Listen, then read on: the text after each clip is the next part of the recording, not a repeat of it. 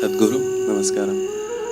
You mentioned in your previous discourses that 30% of the illnesses are body, while the rest are mind created. I just want to know, in case you do get an illness, how do you know that it's mind created or it's of the body?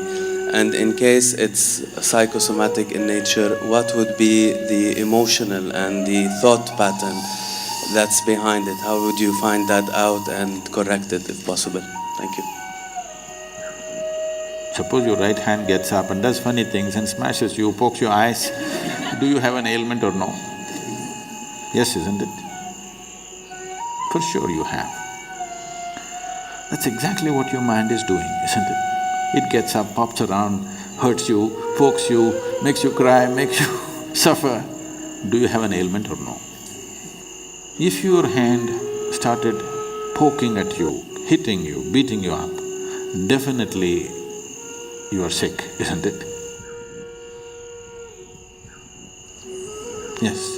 So if your thoughts and emotions are poking you, strangling you, torturing you every day, aren't you sick, I'm asking? By your own definition I'm going. So, because this sickness is on, it will manifest in so many ways in the physical body. There is no question anymore. Every thought, every reverberation on the level of the mind, depending upon the type of reverberation you create, the whole chemistry is going through a change. It's all been measured. Right now you sit here and think about tigers, you have one kind of chemistry, chemical changes happen. You think about flowers, another kind of chemical change happens. All this has been measured. So for every thought, if the whole chemistry is going through thing, if your mind is in this state, you know what kind of soup you're making? You're a lousy soup. Not just lousy, poisonous. If you're soaked in this poisonous soup on a daily basis, how to know well-being?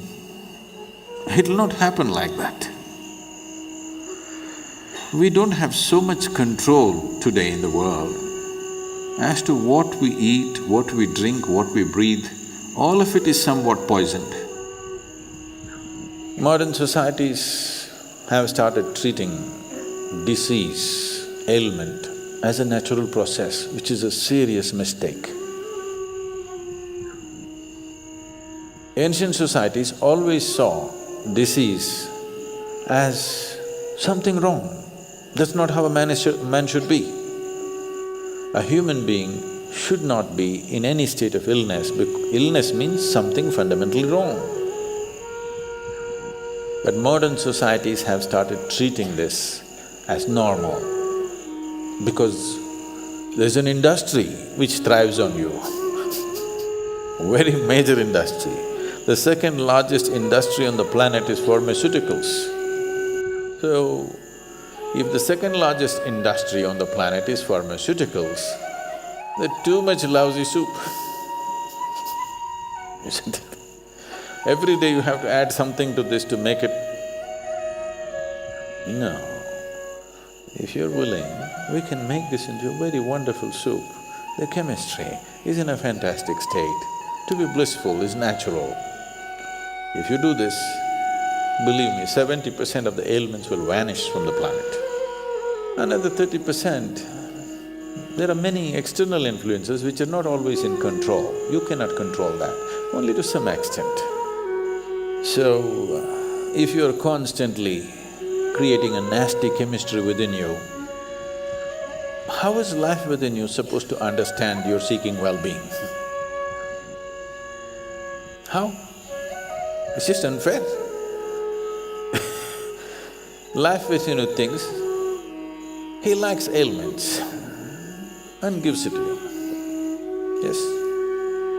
If you're poisoning your system from within, for which there is substantial proof, for every thought and emotion, the chemical composition of your body is changing, if you're creating poison from within you and you want to live well, how is it? Life doesn't work like that.